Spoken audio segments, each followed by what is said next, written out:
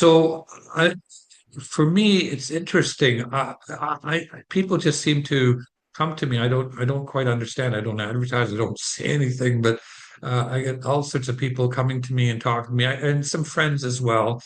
And so I just tell them what I think, and I ensure everybody understands I'm not practicing. I'm not licensed to practice, but what I tell everybody is that I would, I tell them that if I was them, this is what I would do, and it's up to them to decide what to do. If Right. they want to do something, I help them, but I'm not directing them to do anything. I'm just giving them information, educating them.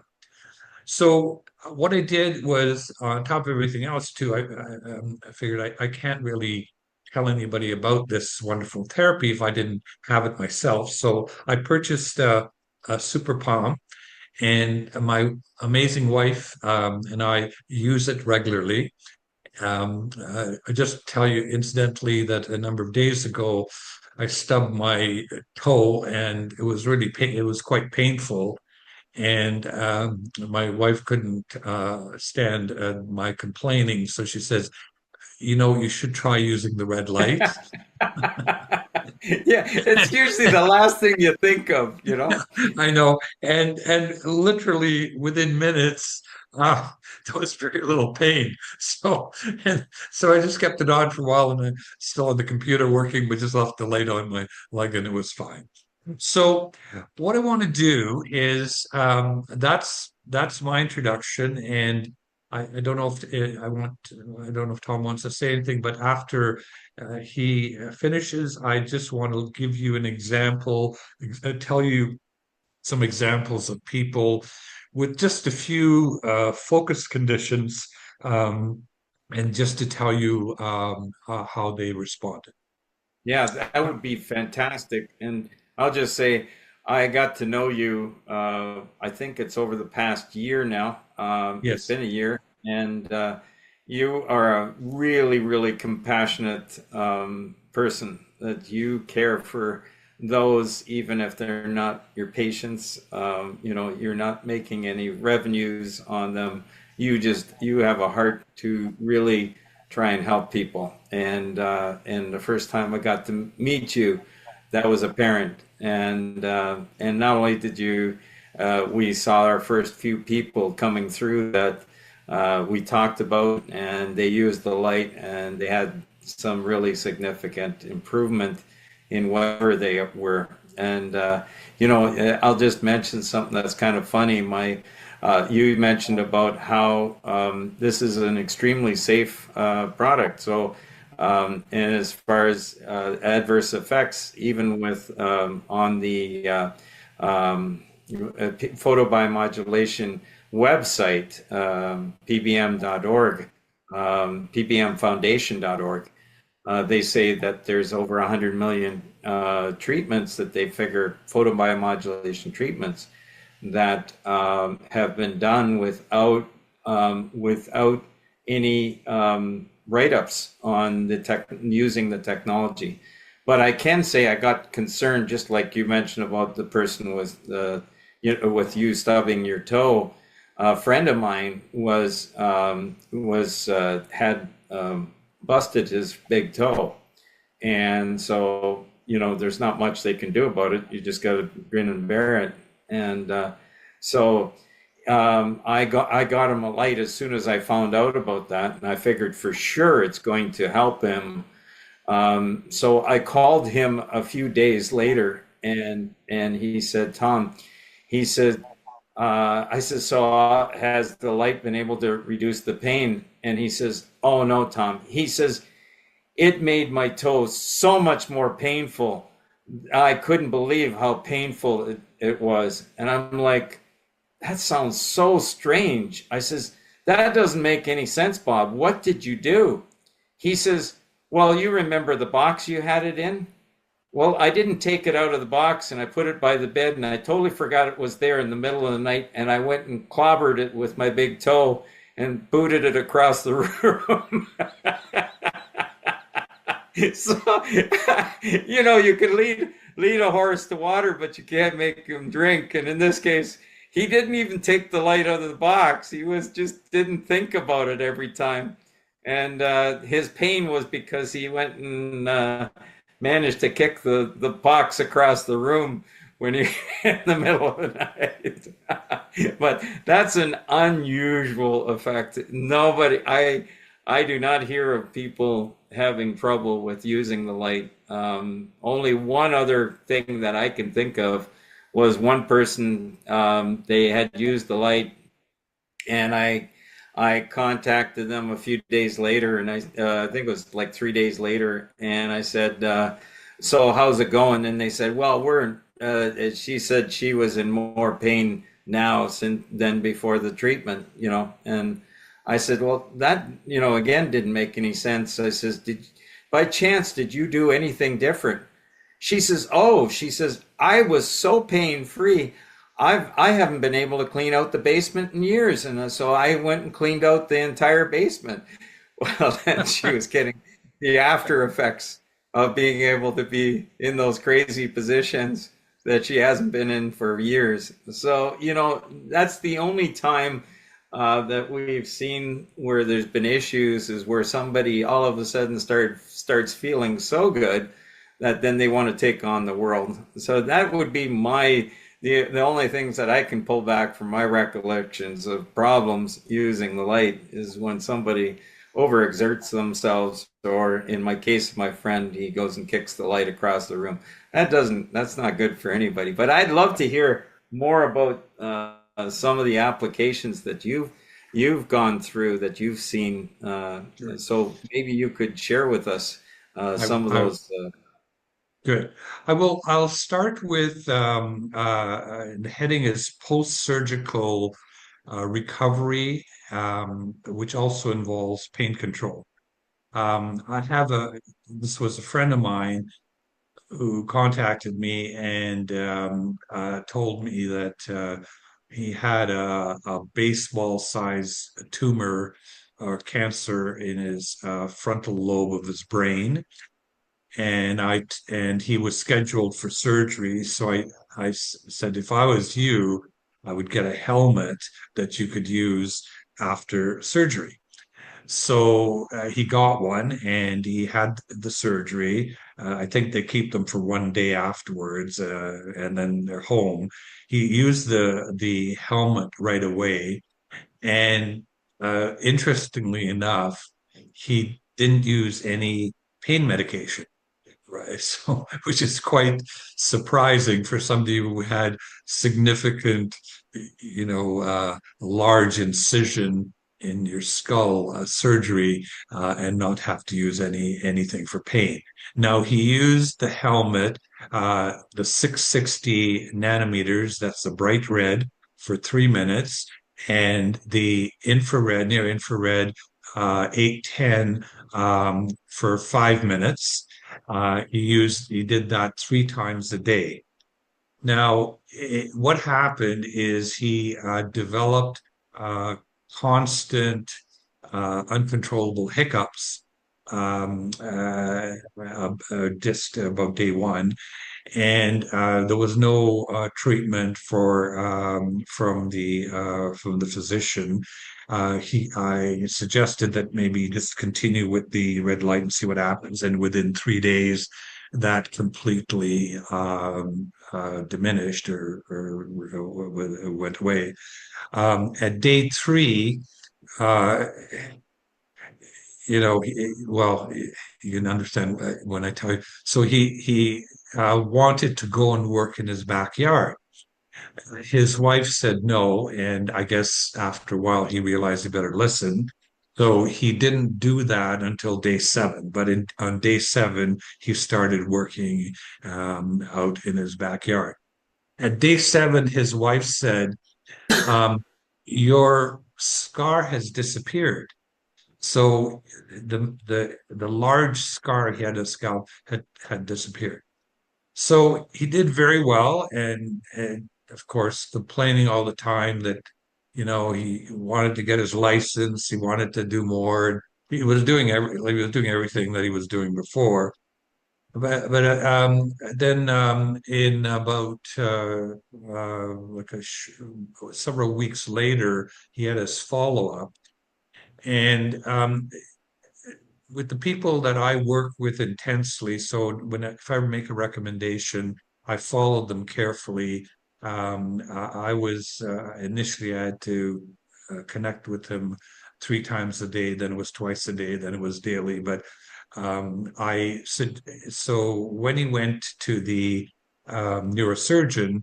I asked him to ask the neurosurgeon the following question. He said when he finished assessing him, he says, "Am I doing uh, worse than you expected, as expected, or better?" And the neurosurgeon said, "You are doing far, far better than anybody would expect." And so he asked him what he was doing, and he told him. There were other things that we were working on. The neurosurgeon was very interested. And he said, "Well, you're doing really well, and you're not doing anything that we told you to do. So any of the pharmaceutical recommendations, he just ignored. He didn't do them, but they were very impressed with how he was doing." Of course, I keep following people, and this is now months later. He's doing very well.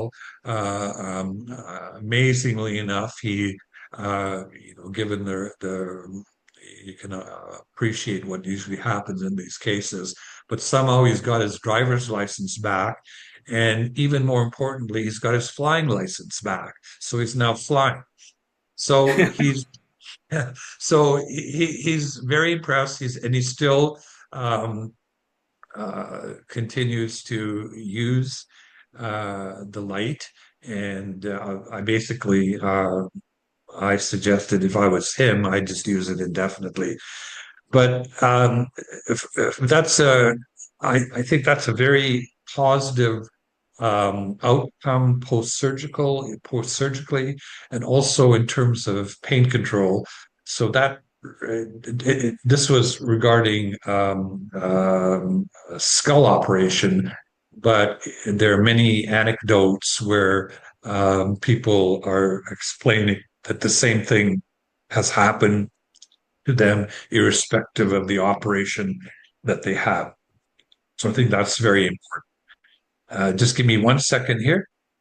Um, what I'm going to do is I'm just going to go on to a couple other cases, and then Yeah, I'll just afterwards, mention okay, before you go do ahead. that, I'll just mention one of the things that we've seen over and over and over again that you've mentioned is that scarring or scar tissue.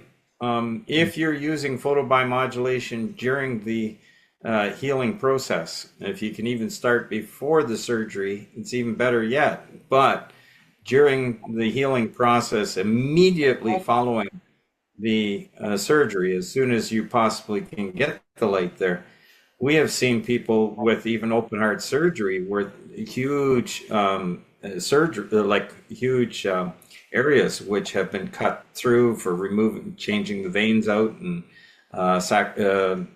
getting the Valves. vein. Yeah, and to have them heal up so quickly and so nice without scarring is like amazing. So we've seen that. The one other instance of that I can remember is one girl, a teenager with her friends, was swinging in a tree with a rope.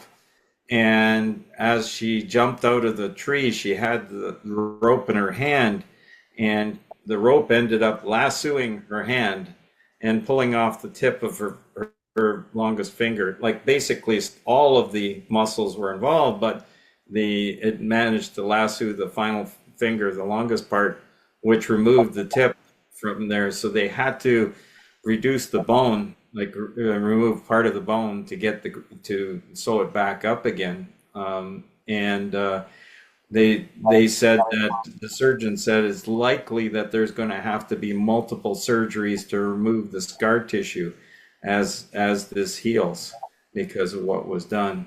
And because it happened to be a neighbor of my daughter, she right away used the light after my daughter heard about the incident that just happened, used the light daily.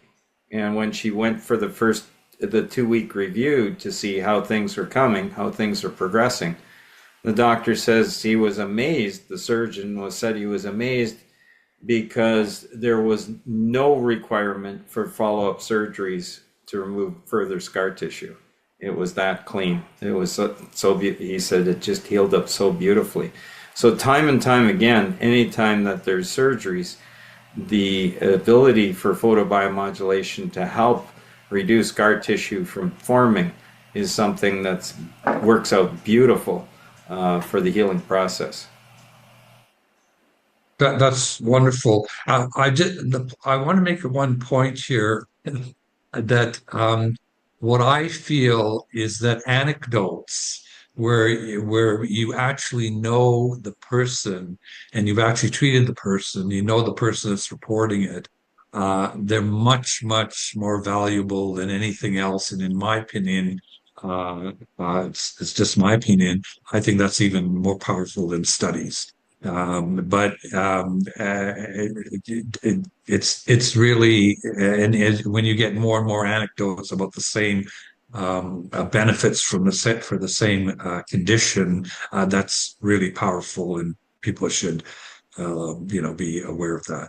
So the next thing I've got two more items I want to talk about. One is back pain. Um, uh, this is an individual who has very complicated, multiple complicated diseases, um, but he couldn't sleep. On top of everything else, he couldn't sleep because of the persistent back pain he had. I kept talking to him, and he then obtained a Super Palm 1050. He used 660 bright red, 3 minutes, and near infrared 1050 for 5 minutes. And the first time he used it, he had marked reduction of rest pain in bed. Within 3 days, he could sleep without waking up in pain. So you have to remember this is a very complicated, very ill individual, can't even sleep, but because of the pain, and this alone cleared that up. So that was really remarkable. Now, he kept using the light, and he was hoping that it would help him when he was walking. It really didn't have much impact, but he has long-standing chronic back pain, and he's only done this for now a couple of weeks. And but so he had a remarkable impact for the rest back pain, and we're still waiting to see what happens with the long-standing pain. Now, I have another person with back pain. This is a delightful lady uh, who actually unfortunately has a very extensive metastatic cancer disease, and but her problem once again was she couldn't bear the back pain that she had. She's a fighter, but you know, when you can't sleep, you can't do anything because you got this persistent back pain, it's quite horrible. And even narcotics really didn't do anything. Um, he she managed to see somebody else who had a helmet, and they just put the helmet on the back, and it was 3 minutes on once again the 660, 5 minutes on the 810, and she had instant relief. of the Yeah, pain. isn't So that here's a beautiful? person with severe back pain, and now with her, she eventually got a mini canopy, which was a little easier to use for her. She used it still 3 times a day, and um, she uses the longer now. She probably uses she varies between 10 and 15 minutes on 660 and 15, 20 minutes on 810. Then, yep. But she's not, she's really almost pain free with her back. And so that was very significant. So those are my two episode or anecdotes for the back. Tom, maybe you could provide Yeah, some so, more insight. yeah, so we've seen that over and over again with pain that keeps people up at night. And they start using the light, and sometimes even the first time they use the light, and they find themselves sleeping through the night. It's really quite something. And I've been told that apparently the repair process for the body is taking place at night while you're sleeping is one of the main things. And to have that kind of have rest is what your body is craving for repair. So you're going to help yourself a lot by having a good sleep. And sure, you can do different types of drugs to try and get into sleep. But how much better if you can avoid some of these drugs because of the long-term side effects of being on them for trying to sleep. And yeah, pain in the middle of the night, boy, that's hard. Hard. I've got a chance to experience it, and there's no fun when that happens. So, Tom, I just want to add one more thing. Both these people found that narcotics, which are the strongest painkiller you can give effectively, uh, did not have much effect, and but the red light did. So, or the so that's quite impressive. That that's how powerful it is or how effective it is. So, okay. Yeah, yeah. So I have, Just oh, sorry, go go ahead. ahead. Yeah, no, I just again and again with different types of pain, even when people are dealing with cancer, it's so much. One of the persons that I'm aware of, they were able to act through a special arrangement. It was able to be provided to this one person inside their private room in the hospital, and they were told that they would not be leaving the hospital because they also had glioblastoma, multiple brain tumors, and they were in a lot of pain. And also, they're on opiates and also pain steroids. And she was using the helmet 3 times a day within the hospital. And after 1 week, she was off the painkillers totally, and off the steroids totally. And although that she didn't she wasn't healed of the cancer, she had a much better life at the end of her life, much better run for it with not much better quality of life for the last part of her life. And she was able to go home and be at home for the next 2 months, and then she passed. So even though it didn't wasn't able to change the situation directly with the cancer, it certainly provided a mechanism to reduce the inflammation and pain that she was experiencing. So it was pretty neat. The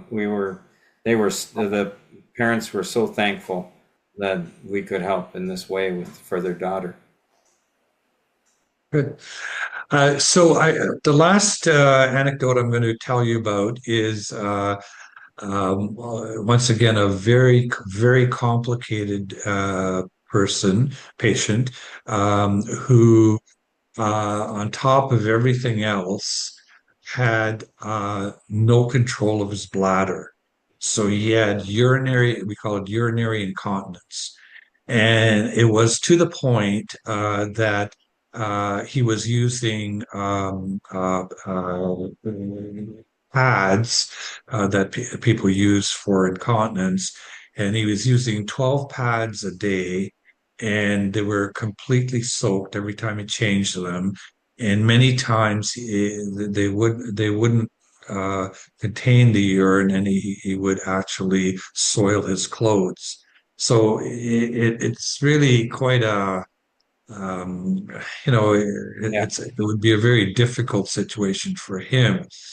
So I suggested to him that if I was him, I'd use the Super Palm on the at the near the end of the bladder, and just to see what happens, right? And he was very skeptical. However, he did it, and believe it or not, after one round of 3 minutes of 660 and 5 minutes of 1050, he had significant improvement in his incontinence.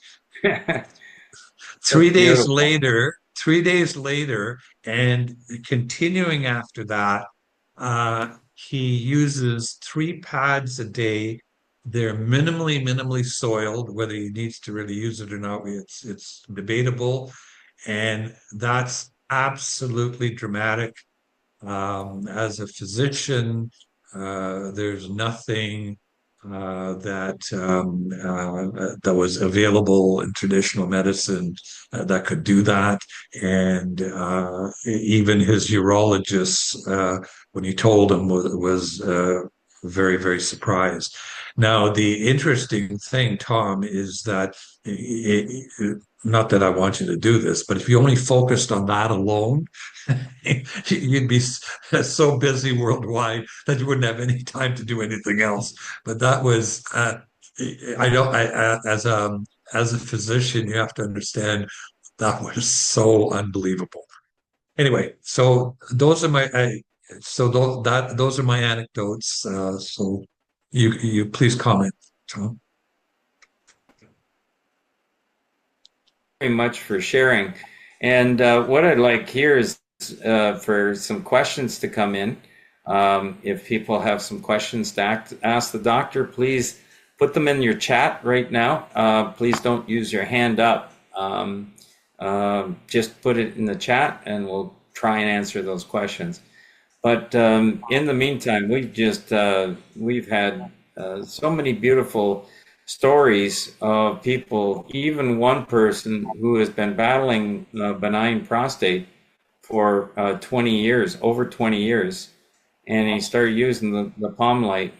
And he said, I've improved so dramatically. He is so happy with using the light.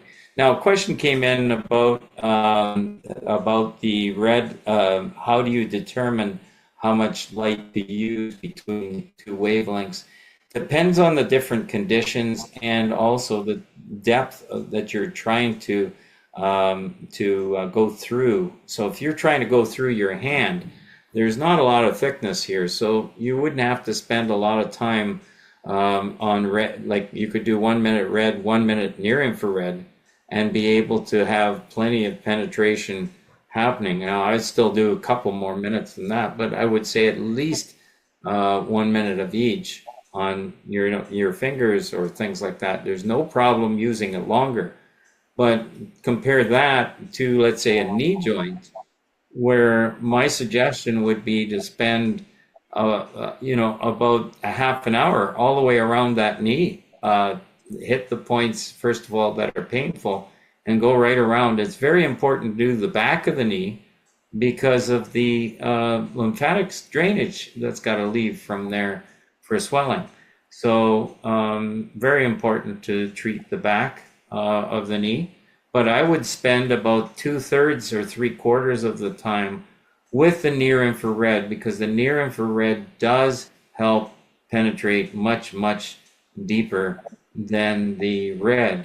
Although the red is still very, very beneficial, it does get absorbed by the blood, but hey, the blood goes much, much further than that. So Tamara is asking about if this would possibly help tone the muscle for the in the sphincter. Very likely it'll help. It just helps get blood flow going through the area, and anytime you can do that, things will improve. That's the best I can offer there. Any thoughts, Dr. Pinto, on that? I don't think that the toning itself could work that quickly in the sphincter. It's hard to understand what the mechanism might be, but it does work. I don't really know what the Yeah, answer would be, but but anyway, the sphincter. Obviously the sphincter was affected, and maybe the mechanism. It's probably the mechanism of the sphincter, what activates the sphincter, that was being blocked or inflamed. And as we know, that the PBM actually activates the mitochondria and allows the body to heal itself. So perhaps there was a defect in the sphincter, and that was addressed by the repair induced by the red light or by the PBM. When okay. Tom, there was the first question here was um, where Carla said, "Where did you put the light for?" There's Yeah, we're nothing not else sure there. where what she was talking about. Carla, if you want to send us back where you were talking about, what application you were talking about for where to put the light. Another question came in about back pain from arthritis. Anytime you have arthritis, you have inflammation in the area. So it's very likely that you're going to help reduce the inflammation, reduce some pain by using the light. So yes, it can. That's what we've seen over and over and over again for all different kinds of applications where there's inflammation going on. So thank you for your question there, Tom, Osbert. if I could just make a comment here. I think that if not all, almost all conditions are related to inflammation, uh, in quotes of inflammation. And as you said, and you've emphasized, red light reduces inflammation. So there's so many people with arthritic conditions and even connective tissue disorders related to arthritis, etc., that clearly have benefit with red light. So you're absolutely correct. It's a reduction in inflammation, and that reduces so much of the side effects of not side effects, but the effects of the main arthritic condition. Okay, Jesse here has a question for you. You want to read that one? And maybe you can, your thoughts on it. Okay, just one second. I'm just going to try and find. Oh, Jesse, my brother had his prostate removed and a sling procedure to help with incontinence. It's better, but he still has it. Do you think PBM will help? Um, I believe it will. That's just my belief.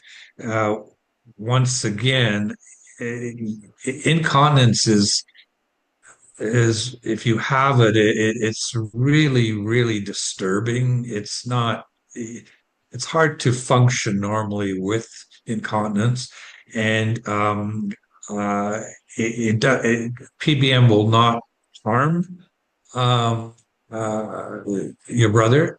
and it's certainly worth a trial. Um, and really, um, I with the other benefit would be with the prostate removal, for whatever reason it was removed, there's underlying inflammation resulting from that and from the initial condition and even with the procedure. And I think that would be helped as well. So my the bottom line is I think it'd be worthwhile to try. Mm-hmm. We got a number of thank yous from people. You're welcome. We try our best to answer the questions that come in. Carla's asking where and how long would you put you put the light for the gentleman? Well, first of all, I didn't put the light anywhere. He did it for himself. But Yeah. my understanding was he was doing like 15-minute treatments with about a third of it being the bright red and two-thirds being the near infrared. And a person can treat on the groin area just below the belly button, kind of is one area, and the perineum. How do you pronounce that? If Birmingham. yeah, area, Yes. Yeah. and so I kind of shared it around those two areas, and What he did, Tom, he actually only started with 3 minutes and 5 minutes, and then he progressed. But it actually worked on 3 and 5. But what you can do, Carla, if you really want to know, you could just go on the internet and just get a diagram of the bladder, and at the bottom end of the bladder where the urethra is, just above the urethra, there is a sphincter. So it's the bottom end of the bladder. So if you ensure that the light is actually in that area, what Tom said, it would cover that area, but that's the specific area that you have to address. It's a thank you, sphincter. thank you. Thank you. So, Ken, I believe we've answered the question for the best positioning for treating the enlarged prostate. So, thank you, Ken, for your question, and as we mentioned there. So, great. Now, I'm going not going to be able to continue for an extended length of time tonight. We're going to call it quits very shortly to in about 9 minutes. Anyways, we got another. Shelly Akers is just thanking us. Wow, great testimonies. Thank you. I've treated my friend with the Super Palm about a half a dozen times. She gets her staples removed Thursday, and I'm looking forward to see how her doctors feels, how she's doing. She's developing a rash, which is apparently from the drugs. And when I treated her today, it seemed to really bring up the rash, though she said it wasn't itchy at all. Sometimes that I've just mentioned, sometimes when you do a treatment, it may change color for a moment. There can, because sometimes the body does its thing and rushes things in to try and improve the situation. So that may be why that might have happened. But it was interesting. That wasn't itchy at all. Though I didn't treat her chest area where the rash is, it might have been affected by the rate lead. No, well, I don't know. That might have been just one of the side effects.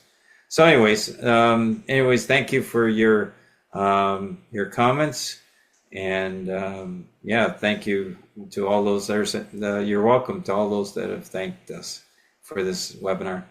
Tom, I just want to make one comment, if I could. For everybody on the call, no one knows more about what a red light can do than Tom. So, and he's had so many people that he's helped. So uh, he can answer any question regarding red light. Just an unbelievable resource. If I could make one comment to Shelley, um, Shelley, I know you said you. This is just my opinion, okay? So I know you've treated your um, friend with the Super Palm. Um, the optimal device is a helmet. But even if you use but I just wondered if Tom, you could comment on that. I just wanted to. Yeah, okay. So good. So the in the case of if somebody has brain issues, cognitive, I mean, sure, a person can treat with the palm in the area they know that they have to treat. Some people with migraines, they know they learn, oh, it's a problem that they have to treat their temple area or they have to treat the back of the neck, and so they can localize the treatment and it wouldn't take very long. But if you starting off with broad, cognitive issues, whether it's Parkinson's, strokes, concussions, you may not know where the best area is. So then you're spending, let's say, 1 minute with the red and 3 minutes with the near infrared on each, trying to cover the entire brain or skull. You're looking at about 10 areas. So you're into like a 40-minute treatment with 4 minutes of, let's say 10 minutes with the red and another 30 minutes with the near infrared, because it's 10 locations. But if, as Dr. Pinto mentions, it's the helmet is so nice because it does the entire brain at one shot, and you're looking at 1 minute of red and 3 minutes of near infrared, which means a 4-minute treatment, which means that you probably could do without really being a challenge. You could do it 2 or 3 times a day because you got the helmet, whereas it would be very time consuming if you tried to use the palm unit. The other thing that may be helpful or considered for Shelley would be that if you're if you and your friend are convinced where the lesion is, then if you use the super palm in that area, as Tom just mentioned, that would be, I mean, if that is what you'd like to do, that would be fine. But realistically, the best result would be when you're using it for at least 3 and 5 minutes or even longer, but 3 times a day, right? Mm-hmm. And especially you didn't explain why the reason there was Well, when you're, let's say, if you're trying to treat a hip or a knee or a shoulder, you have so much more tissue to go through. So to spend longer means you're going to get a higher dosage deeper in, because the tissue does eat up the light energy as it goes in. So as you try and go into the maximum depth, that amount of energy that gets down there is going to be pretty low. But if you spend more time, at least you'll get more energy. Excuse me, a long day. More energy on the deeper. So that's why we suggest longer periods of time. And that's why I said when you're talking a hand, you could be relatively short because it's so thin in profile. If you were trying to treat your skin conditions, different types of skin condition, 1 minute of each is great because it's so shallow. It's easy that way. And if you want to, you can even move it around. If you find it a little bit warm because of your complexion, certain people really notice it more, that it's warmer for them. In that case, they can always move it, share the light. If you're trying to treat some jaw issues you have, you could go back and forth between the two and do longer treatments. Just keep moving the light back and forth. Don't have to sit in one area for a long period of time. So we just forwarded a picture for the placement of the bladder. It's in the body, and so it's open source, so anybody can have a look at it. There's a link that Faith put through. So I just so much want to thank you, Dr. Pinto, for being on tonight and helping people to see how this light can affect people's lives. And we just like to get more and more people to learn about this. So that's why we do these webinars, and we try and encourage people, not only, especially when you have a light, then to remember when there's something that goes on wrong. Oh, I got tooth pain. Well, why don't you try the light? Well, I got gout in my toe. One friend of mine, one close friend of mine, he says he's got the light, and he knows it works for gout. It's happened before, and cleaned it right up for him. And he says, I was hobbling around for 3 days, and all of a sudden, I forgot I have the light. So he used the light, and it cleaned it right up real quickly.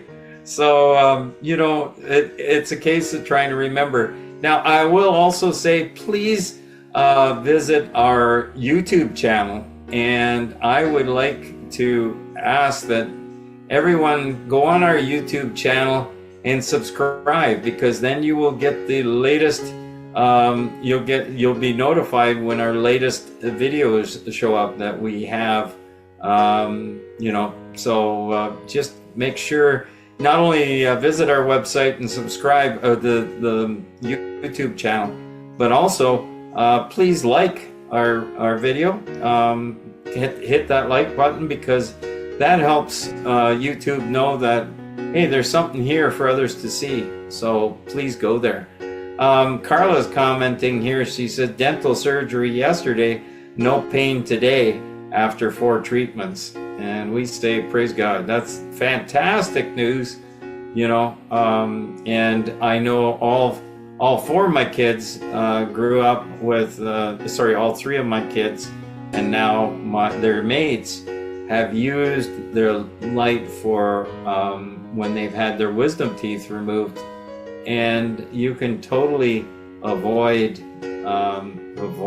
the whole cycle of pain if you get right on top of it as quickly as you can. Comments coming in. Great job, Dr. Pinto. And we got other nice comments coming in.